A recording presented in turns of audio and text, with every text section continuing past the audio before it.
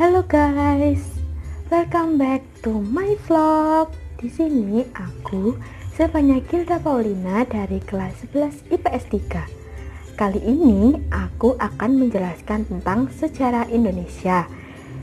Aku akan menjelaskan tentang penjajahan Jepang di Indonesia. Nah, awal mula Jepang datang ke Indonesia dikarenakan pada tanggal 7 Desember 1941 secara tiba-tiba Jepang menyerbu kawasan Asia Tenggara dan segera membom Pearl Harbor di Hawaii, yaitu Angkatan Laut Amerika Serikat terbesar di Pasifik. Nah, tujuan kedatangan Jepang ke Asia Tenggara ini adalah untuk memimpin persemakmuran Asia Timur Raya. 5 jam setelah itu, Gubernur Jenderal Hindia Belanda Tjarda van Starkenborn menyatakan perang terhadap Jepang. Mengetahui hal tersebut, sekutu tidak tinggal diam. Akhirnya, mereka membentuk komando gabungan, yaitu ABDACOM, American British Dutch Australian Command. Komando ini berpusat di Bandung.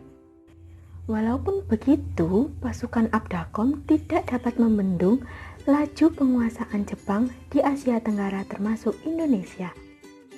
Karena pada akhirnya pada tanggal 8 Maret 1942, Belanda secara resmi menyerah kepada Jepang.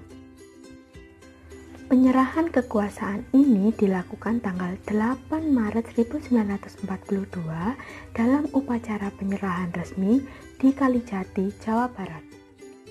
Nah, setelah Jepang datang ke Indonesia, awalnya bangsa Indonesia tidak menyambut baik kedatangan Jepang tersebut. Karena bangsa Indonesia masih trauma dengan penjajahan yang dilakukan oleh bangsa Eropa. Namun, untuk memikat hati rakyat Indonesia, Jepang melakukan banyak cara agar mendapat simpati rakyat Indonesia. Yang pertama, Jepang menyebut dirinya sebagai saudara tua bangsa Indonesia yang dapat membebaskan bangsa Indonesia dari penjajahan Belanda. Yang kedua, Jepang menjanjikan kemerdekaan kepada bangsa Indonesia.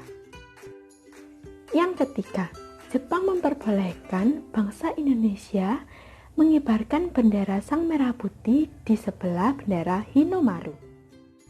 Yang keempat, Jepang memperbolehkan bangsa Indonesia memutar lagu Indonesia Raya, namun setelah diputarnya lagu kebangsaan Jepang Kimikayo.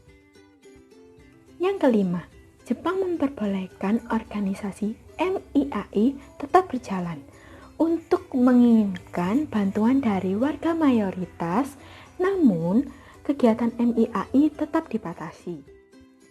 Yang keenam, Jepang membebaskan tokoh-tokoh perjuangan kemerdekaan Indonesia yang dulunya ditahan pada waktu kependudukan Belanda. Nah, dengan berbagai cara tersebut, akhirnya bangsa Jepang mendapat simpati rakyat Indonesia dan mulai saat itu kekuasaan Jepang dimulai. Selanjutnya kita bahas tentang organisasi di masa kependudukan Jepang. Di masa kependudukan Jepang ini banyak sekali organisasi yang didirikan. Tujuannya adalah untuk kepentingan Jepang sendiri.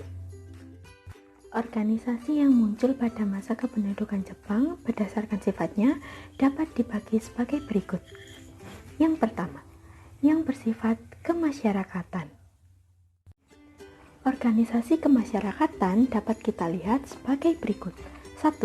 Gerakan 3A. Gerakan 3A ini merupakan organisasi sosial yang didirikan tanggal 29 Maret 1942. Gerakan 3A ini diketuai oleh Mr. Syamsuddin. Gerakan 3A ini memiliki arti Nippon Pelindung Asia, Nippon Cahaya Asia, dan Nippon Pemimpin Asia. Tujuan dibentuknya gerakan 3A ini adalah 1. Menghimpun bangsa Indonesia untuk mengabdi kepada kepentingan Jepang. 2. Mempropagandakan kemenangan Jepang. Dan 3. menanamkan sikap anti-barat bangsa Indonesia. Namun, pada tahun 1943, gerakan 3A ini dibubarkan karena tidak mendapat simpati dari rakyat. Organisasi kemasyarakatan yang kedua yaitu adalah Pusat Tenaga Rakyat atau yang biasa kita sebut PUTERA. PUTERA ini didirikan pada tanggal 16 April 1943. Organisasi ini didirikan setelah organisasi Gerakan 3A dibubarkan. Pemimpin organisasi PUTERA sendiri terdiri atas Insinyur Soekarno, Muhammad Hatta, Kiai Haji Mas Mansur, dan Ki Hajar Dewantara yang biasa kita sebut dengan 4 serangkai. Menurut Jepang, organisasi PUTERA ini bertugas untuk memusatkan segala potensi masyarakat Indonesia guna membantu Jepang dalam memenangkan perang. Namun, lama-kelamaan, perkembangan PUTERA ini merupakan bumerang bagi Jepang sebab anggotanya memiliki nasionalisme yang tinggi. Oleh karena itu, pada tahun 1944, Jepang resmi membubarkan organisasi PUTERA ini. Yang ketiga yaitu adalah MIAI atau Majelis Islam ala Indonesia. MIAI ini didirikan pada masa pemerintahan kolonial Hindia Belanda. Namun pada masa kependudukan Jepang, MIAI ini masih diperbolehkan untuk beraktivitas pada tanggal 4 September 1942. Namun, program Baitul Mal yang diharapkan dapat membantu pendanaan Jepang ini ternyata hanya bermanfaat untuk perjuangan Islam. Oleh karena itu, Jepang yang kecewa akhirnya membubarkan MIAI ini pada bulan November 1943. Selanjutnya adalah organisasi yang bersifat semi-militer. Contoh organisasi semi-militernya adalah 1. Seinendan atau Barisan Pemuda. Seinendan ini didirikan pada tanggal 29 April 1943. Anggota Seinendan ini terdiri atas para pemuda Indonesia yang usianya sekitar 14-22 tahun. Tujuan dibentuk Seinendan adalah untuk mendidik dan melatih pemuda agar dapat mempertahankan tanah airnya dengan kekuatan sendiri. Yang kedua adalah Keibodan atau Korps Kewaspadaan. Keibodan ini didirikan bersama dengan berdirinya Seinendan. Namun, anggotanya terdiri atas para pemuda Indonesia yang berusia 23-25 tahun.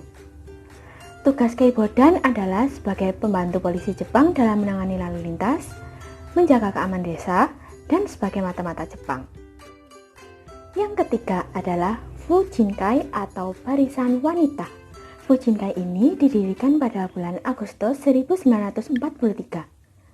Fujinkai ini memiliki anggota remaja putri yang berusia 15 tahun ke atas. Tugas Fujinkai adalah memperkuat pertahanan dalam penyediaan makanan dan mengumpulkan dana wajib berupa perhiasan dan hewan ternak. Yang berikutnya adalah organisasi di masa kependudukan Jepang yang bersifat militer. Yang pertama yaitu prajurit pembantu atau Heiho. Heiho merupakan pasukan yang beranggotakan para pemuda Indonesia yang dibentuk berdasarkan instruksi Kementerian Angkatan Darat Jepang. Anggota Heiho adalah para pemuda Indonesia yang berusia 18-25 tahun. Tugas Heiho adalah membantu pasukan Jepang, menjaga pertahanan, dan turun ke dalam medan pertempuran. Yang kedua adalah pasukan pembela tanah air atau PETA. PETA merupakan paramiliter di Indonesia yang bertugas membantu pasukan Jepang dalam menghadapi pasukan sekutu dalam Perang Asia Pasifik. Di dalam organisasi PETA mengenal adanya tingkat perpangkatan. Misalnya, 1. Dai Dankon atau Komandan Batalion. 2. Go-Danko atau Komandan Kompi. 3. Sodanko atau Komandan Peleton. 4. Bundanko atau Komandan Regu. Dan Kiyohe adalah prajurit sukarela. Sekian penjelasan dari saya mengenai sejarah Indonesia tentang pendudukan Jepang di Indonesia. Terima kasih. Bye-bye.